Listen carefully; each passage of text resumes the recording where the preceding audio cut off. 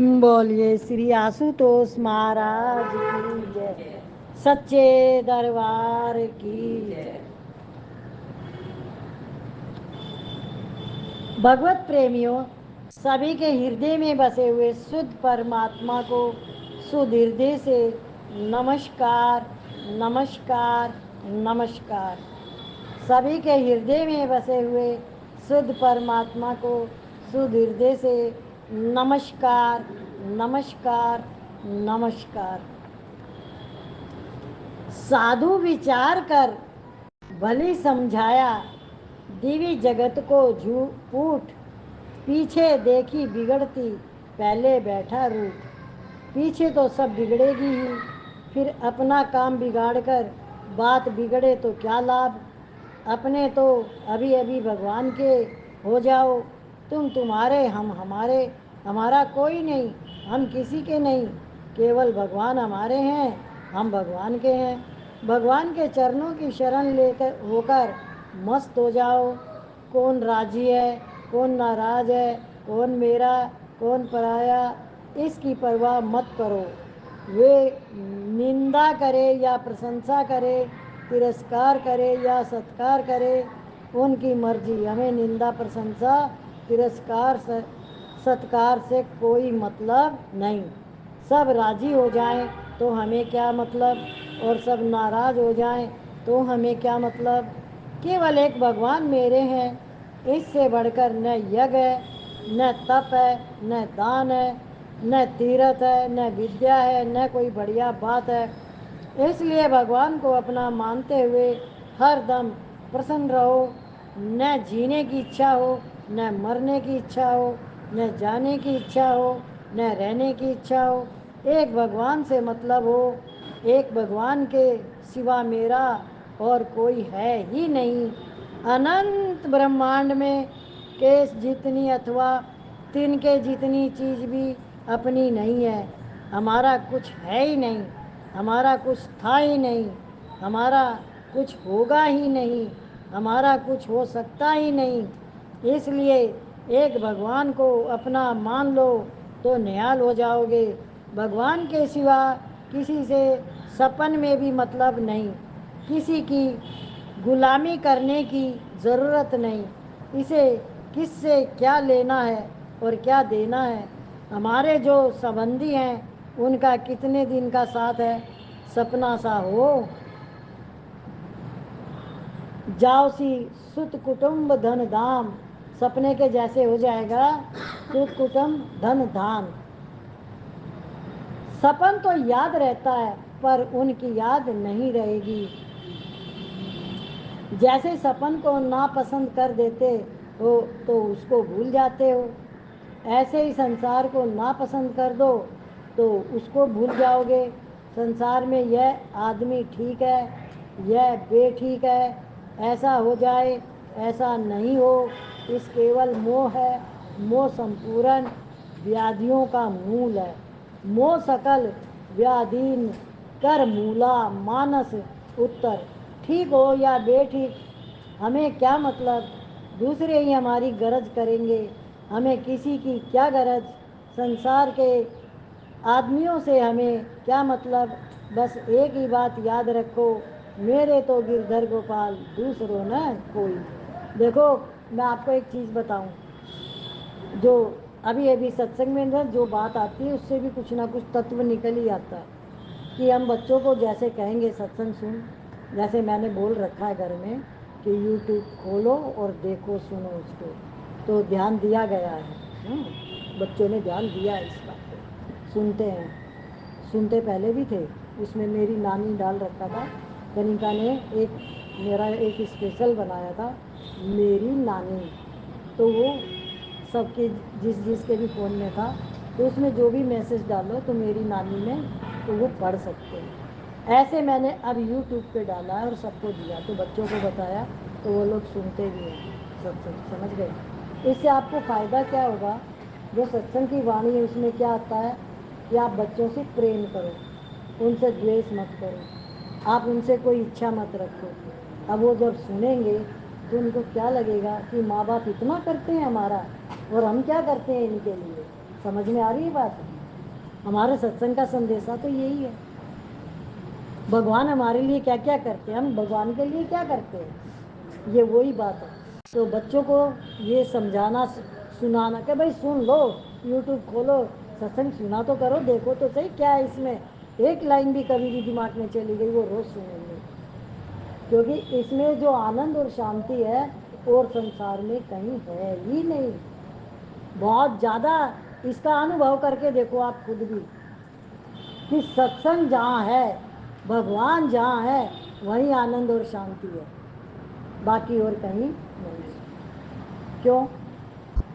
क्योंकि बाकी जहाँ इच्छा कामना जहाँ होती है वहाँ धुंध हो जाती है, और जहाँ धुंध हो जाती है तो वहाँ मिलावट आ जाती है। अब थोड़ी मिलावट है कि ज़्यादा? जैसे आपने सोने में मिलावट करवाई, 22 कैरेट है, एक 18 कैरेट है, एक 14 कैरेट है, तो सोना तो प्योर था। तो आप तो प्योर हो। आप काम क्रोध लोभ मोह अहंकार, 5 विकार, 5 ज्ञान इंद्रियां, इन सब ने विषय विकारों ने क्या किया? मिलावट कर दी। क्या? तो वो मन भटक गया, मिलावट से मन भटक गया। अब भटकते हुए मन को शांति कैसे मिलेगी? तो वो तो जहाँ सत्य है वही मिलेगी। उस सत्य का उसको बोध करवाना है, और वो टिकने के बाद ही असली चीज मिलती है। ये भी समझना, जिस दिन मन टिक जाएगा, समझ जाएगा, तत्व को पकड़ लेगा, उस दिन वो आप भेजोगे तब भी नहीं जाएगा कहीं। आप उसको लेके जाओगे ना कहीं, गया हुआ भी नहीं गया, गया हुआ नहीं गया, ये बात कैसे समझ में आएगी? वहाँ उसका मन ही नहीं लगा, वहाँ उसकी इच्छा ही नहीं है, वो गया है। अब उसके अंदर एक प्रेमा भक्ति है, तो प्रेम सबसे करके आएगा, पर उसकी कोई वहाँ इच्छा नहीं। अब कोई कहीं भी जा रहा है तो वो तो नहीं कह रहा मेरे को भी लेके चलो। क्यों? कहेंगे तो वो चला भी जाएगा साथ में, पर नहीं कहेंगे तो उसके अंदर ये नहीं आएगा मेरे को पूछा नहीं। ये क्लेश अपने अंदर कितना है, नहीं पूछने वाला, नहीं ले जाने वाला, नहीं लेन देन करने वाला। जब आप अपने को ही हटा दिया सब जगह से, अब आपकी तो शांति हो गई। तो ये पकड़ में आया सत्संग की बोलने की, कि सुनो भाई सत्संग, सुन के तो देखो कैसा है। तू तेरी उसको भी बोल, छुटकी को, अगर इसमें पड़ गई ना तो बस तेरे तो भाग खुल जाएंगे। पास लगे तो पानी पी, प्यास लगे तो पानी पी लिया, भूख लगे तो रोटी खा ली, ठंड लगे तो कपड़ा ओढ़ लिया, नहीं मिले तो नहीं सही, शरीर जाए तो अच्छी बात, रहे तो अच्छी बात, अपना कोई मतलब नहीं, न शरीर के रहने से कोई मतलब, न शरीर जाने से कोई मतलब, हमारा मतलब केवल भगवान से है, केवल भगवान हमारे हैं, हम भगवान के हैं, ऐसा सोचकर मस्त हो जाओ, आनंद में हो जाओ, नाच उठो कि आज हमें पता चल गया, आज तो मौज हो गई। अब हम किसी की गुलामी नहीं करेंगे, ऊपर नीचे बाहर भीतर सब जगह एक परमात्मा ही है। क्या है? परमात्मा है। इससे आपको अगर बहुत बहुत दिमाग नहीं लगाना, कम दिमाग लगाना है, तो आप आकाश को देख लिया करो। आप जहाँ भी जाते हो आकाश है, ऐसी कोई जगह देखिए जहाँ आकाश ना हो? है? ये तो आप समझ सकते हो ना, आकाश तो सब जगह है, दिल्ली बम्बई कलकत्ता मद्रास कहीं पर भी चले जाओ, अमेरिका लंदन कहीं भी, पर आकाश तो होगा ही ना। तो ऐसे समझ लो कि परमात्मा सब जगह है, पूर्ण है, और आकाश तत्व की तरह ही वो देख रहा है। ये बात भी समझ जाओ। अब परमात्मा कैसे देख रहा है? आकाश, चाहे आप कमरे के अंदर हो तब भी वो देखता है। आकाश तत्व कैसे देखता है? ऑटोमेटिक सिस्टम बना हुआ है। आप नहीं चाहते तब भी, आप अच्छा कर रहे हो तब भी देख रहा है, कुछ गलत कर रहे हो तब भी देख रहा है, अच्छा सोच रहे हो तब भी देख रहा है, आप गलत सोच रहे हो तब भी देख रहा है। उसको तुम्हारी किसी भी बात से कोई लेना देना नहीं। किसी को पुचकारा है तो भी देख रहा है, किसी को डंडा मारा है तो भी देख रहा है।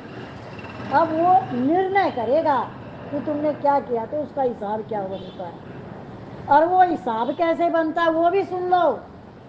जो सामने वाले को जो तुमने दिया है वो जैसी अनुभूति करेगा वो रिटर्न आएगा। क्या समझ में आया? सामने वाले को जो दिया है जैसे उसको वो रिटर्न करेगा, वो आपके पास आएगा। आकाश कुछ नहीं करेगा, भगवान कुछ नहीं करेगा, वो खाली देख रहा है, वो निर्णय करने वाला। अब तो डरोगे पाप कर्म से, हैं?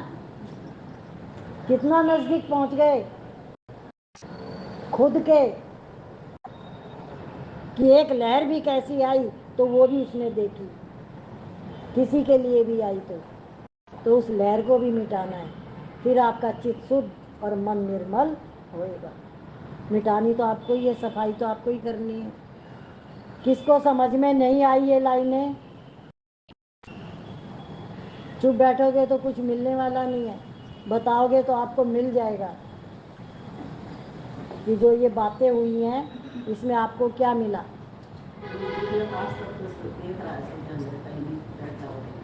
रिटर्न की जो बात आई वो मतलब जो हम सोचेंगे करेंगे अपने आप जाएगा। हाँ बताओ। सामने वाला किस सामने वाले को क्या तकलीफ होती है, क्या खुशी होती है, उस हिसाब से रिजल्ट आएगा। आपने अब उसके किसी साथ के अच्छा लिए किया, कष्ट है। जैसे आपने किसी प्यासे को पानी पिलाया तो वो आपको आशीष नहीं करेगा, उसके अंदर से आशीष आएगी। किसी का पानी, उसको प्यास लगी थी, उसका छीन लिया आपने, तो वो आपको कुछ कहेगा नहीं, पर वो अंदर से तो दुखी, वो दोनों बातें आएंगी। जैसे एक डॉक्टर ने पेट काटा तो ऑपरेशन करने के लिए कि इसको मुझे ठीक करना है, उसके अंदर भावना क्या है कि इसको मुझे ठीक करना है। पर एक डाकू आया, उसने पेट में चाकू मारा तो उसको क्या था कि इसको मार के मैं इसका धन लूट लूँ।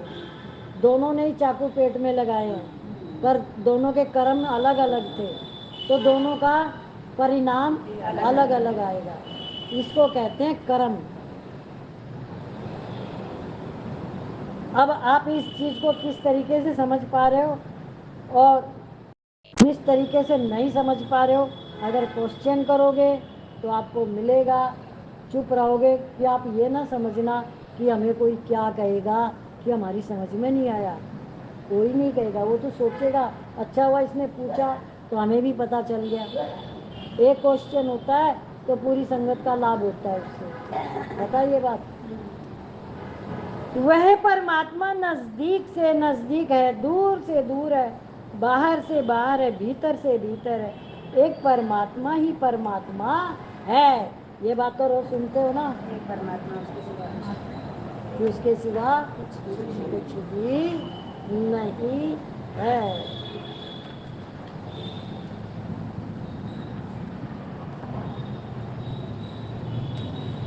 भाग्यशाली आत्माएं बैठी है यहाँ पे। कौन बैठा है? सत्संग सिर्फ उन्हीं को मिलता है जिनके भाग उदय होते हैं। बिन सत्संग विवेक न होई, राम कृपा बिन सुलभ न सोई। सत्संगत अति मंगल मूला, सोई सीधी सब साधन फूला। कल मैं टीवी पे एक प्रोग्राम देख रही थी, तो जिसकी माँ तो यूक्रेन की थी और बाप रसिया का, उन दोनों की शादी हुई। वो बेटा हरे राम हरे कृष्णा में लग गया और इस कदर लग गया कि बाहर विदेशों में जा जाके सेवा कर रहा है। क्या? बाहर विदेशों में जा जाके सेवा कर रहा है। और कितनी भाषाएं सीखी। बोला जब तक मैं उनको अंदर ना उतारूं तो वो समझ नहीं पा रहे हैं, तो उनकी भाषा सीखी उसने। कितनी मेहनत करी।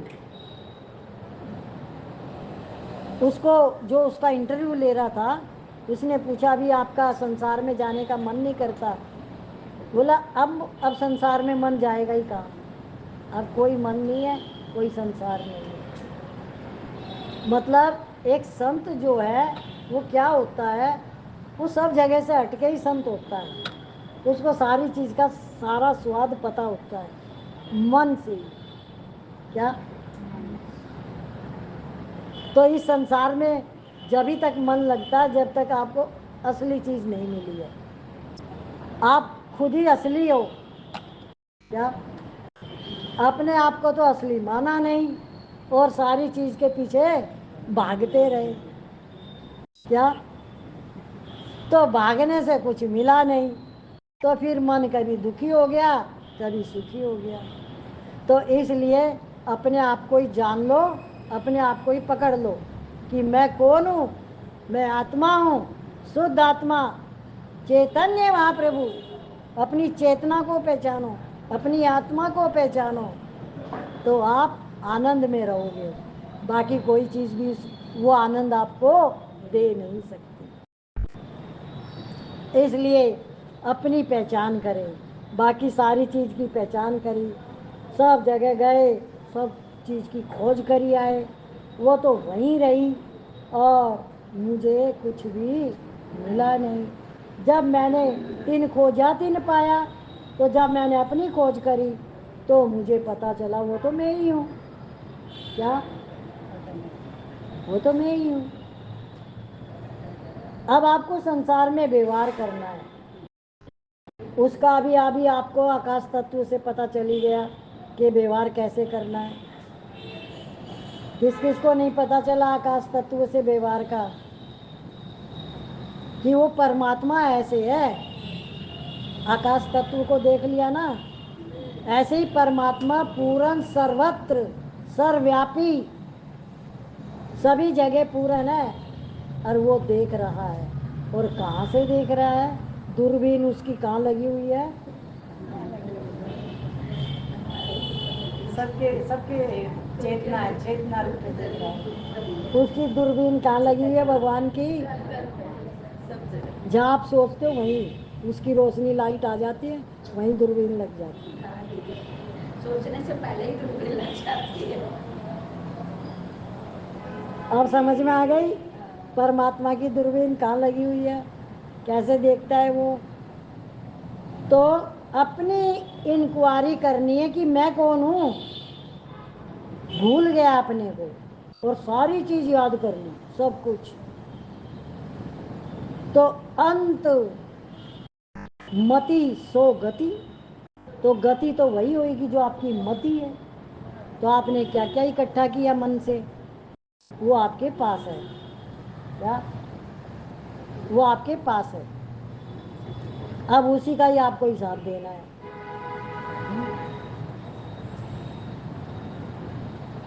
किसी को भी अच्छा बुरा कहने से पहले अपने अंदर को देख लिया करो कि मैंने किसी के लिए क्या क्या किया हुआ है। और जो हम कहते हैं ना कि हमने तो अपने बड़ों का बहुत किया हुआ है, उनका मान सम्मान किया हुआ है, उनसे कहलवाओ, पहले उनको लाओ।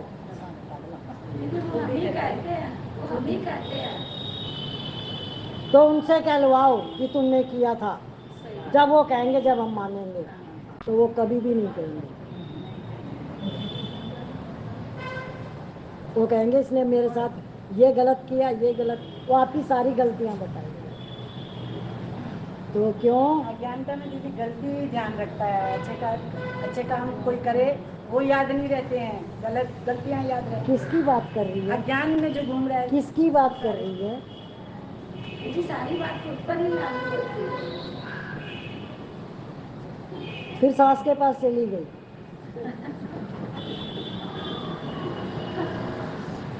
खुद सास बनी हुई है, वो ध्यान ही नहीं है। तो गलती किसकी देखनी है? स्वयं की, कि मुझे कोई अच्छा बता रहा है या मैं ही कह रहा हूँ कि मैं तो बहुत अच्छा हूँ, मैंने सबका इतना किया। तो इस पहले तो गीत भी गा देते थे, मैंने ये किया, मैंने। आजकल के बच्चे नहीं सुनते हैं, तो आज गीत नहीं गा सकते आप। बोल ही नहीं सकते।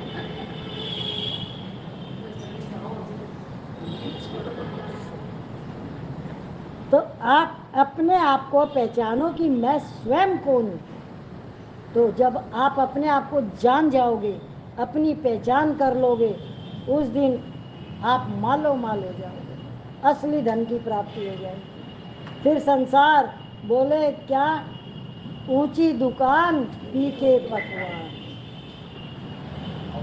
तो वो फीके पकवान हो जाएंगे। कौन? ये जगत। वो जो खिलाता है ना, जिसका जगत है, वही चीज स्वाद होती है क्या? जो वो खिलाता है। क्या पकड़ में आया? आज हम सुन रहे हैं, सत्संग चल रहा है, कौन कृपा किए हुए ये हमारे ऊपर? इसकी कृपा है, इसकी कृपा के बिना ये महाराज जी की कृपा बरस रही है। कोई चीज के वो दीदी उनकी कृपा से ही समझ भी आ रहा है। वो समझ की ही तो बात हो रही है। किताब तो कोई भी पढ़ सकता है। तो ये जो सत्संग की वाणी जो है, जो ये समझ है, ये विवेक है, ये कौन दे रहा है? ये गुरु की कृपा होती है। तो गुरु का संग करना कितना जरूरी है। गुरु बिन भवनिधि तरह न कोई, जो शंकर समान सम होई। राम कृष्ण ते को बड़ो, तिन्ने भी गुरु कीन। तीन लोक के नायका, गुरु आगे आधीन। दोनों के दो दो गुरु थे। तो गुरु के बिना आपको ज्ञान नहीं लग सकता। इसलिए ज्ञान जो पाना है तो वो परमात्मा गुरु बन के आता है और वो आपका विवेक जागृत करता है। बोलिए श्री आशुतोष महाराज की जय, सच्चे दरबार की जय।